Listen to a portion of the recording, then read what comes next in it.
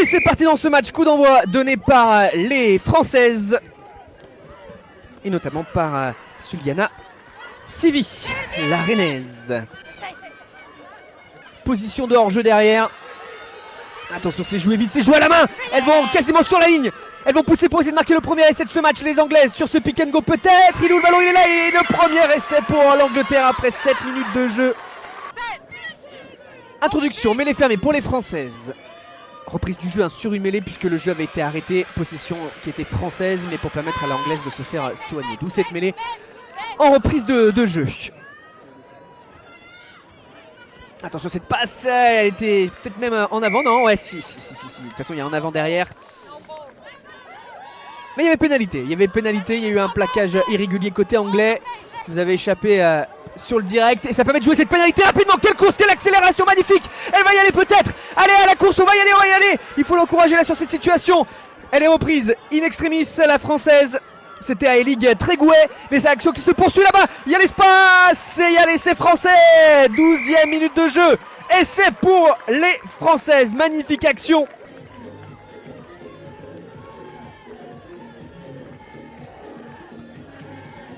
Profitez de cette action magnifique. Là, on a quand même vraiment un jeu plaisant, magnifique. Mais surtout, on le sent, hein, des filles qui se trouvent parfaitement. Lucie Caladine au lancer. Hop. On a failli récupérer ce ballon dès le tout départ, mais c'est quand même un ballon bien dans les mains françaises. Allez, justement sur cette action, après ce contre en touche. Allez, l'essai français. Alice Grandhomme. Merci pour vos messages aussi en commentaire, c'est top. Et encore une fois, allez, les Français sont inarrêtables. Elles vont y aller peut-être encore sur cette situation, chercher les possibilités. Il faut y croire, oui, faute de passe. C'est énorme. Zara Makar, elle y va. Oui, ma grande, t'y allez. Sans hésitation, la scène de joie magnifique derrière. Makar, elle se retourne et elle se fait laisser toute seule. Hop là, prise d'info, droite, gauche, vous êtes où les filles? Personne, c'est pas grave. Allez, j'y vais encore une fois, petite feinte là, hop là. Et à la vitesse aussi. Et c'est incroyable. Qui peut-être que l'on verra en seconde période. Elle est justement présente pour l'instant sur le banc des remplaçantes. Mathilde Lavergne de Romania. Allez, coup d'envoi, en tout cas renvoi effectué par les Françaises. À l'offensive. Et ce ballon vivant qui circule de main en main avec la très active Zara Makar. Encore une fois, qui permet de mettre la France dans l'avancée. Les passes assurées. On s'approche de l'embut anglais. Maintenir la vitesse, revenir sur le petit côté. Il y a un surnom à jouer peut-être si ce ballon est libéré. Il y a deux possibilités à gauche. Allez, on y va. Oui, 4e essai français. Et comme nous le dit GG Dub 22, c'est un festival. Ça tombe bien, c'est le Six Nations. Et la pénalité encore une fois qui profite aux Françaises.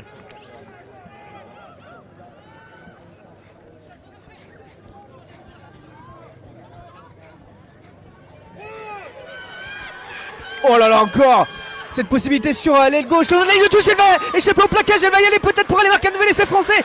Le soutien, oui, c'est bon.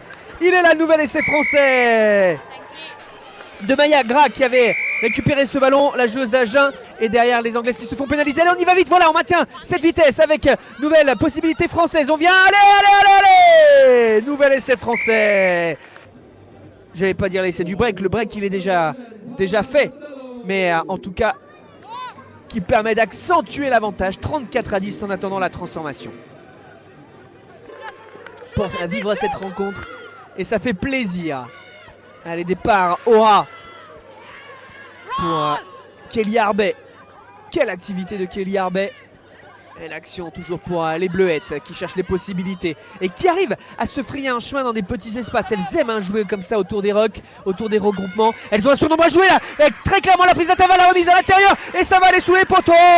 7e essai Français.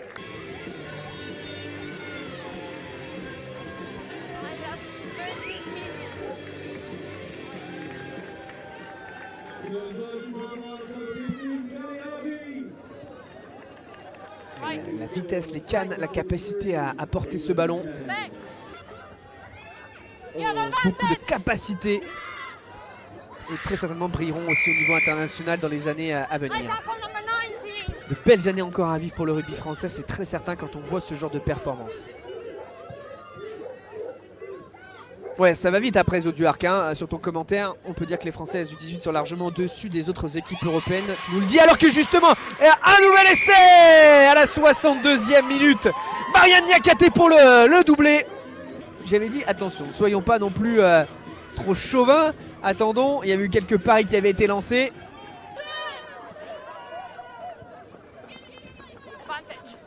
Avantage pour les Françaises. Suite à la position de hors-jeu de Evie Haskell, la demi de mêlée anglaise. Allez, c'est joué vite encore une fois, avec peut-être un coup à jouer sur les extérieurs là-bas. Trouver le plus de largeur possible, et on repique intérieur. Et personne ne va l'arrêter si finalement il y a la remise, la puissance. Et il est là, le nouvel essai à la 69e minute. Aplatir. Le 9e essai tricolore, 55-10. Alors dans cette compétition... Là, on est sur un match de 70 minutes et on est sur un 57-10. Le chrono rouge, c'est normal. On est au-delà du temps réglementaire dans cette partie, dernière situation de cette partie. Et les Françaises vont se faire plaisir, ouais, elles vont aller jouer le coup encore. Pourquoi s'arrêter quand on peut encore briller? Ouais, pourquoi pas le 10e essai? Là, ça va être compliqué. Le ballon va peut-être sortir en dehors des limites, oui. Et c'est terminé donc, coup de sifflet final. L'explosion de joie des Bleuettes. Ça fait plaisir. Elle remporte ce 6 Nations Festival édition 2023 avec un carton plein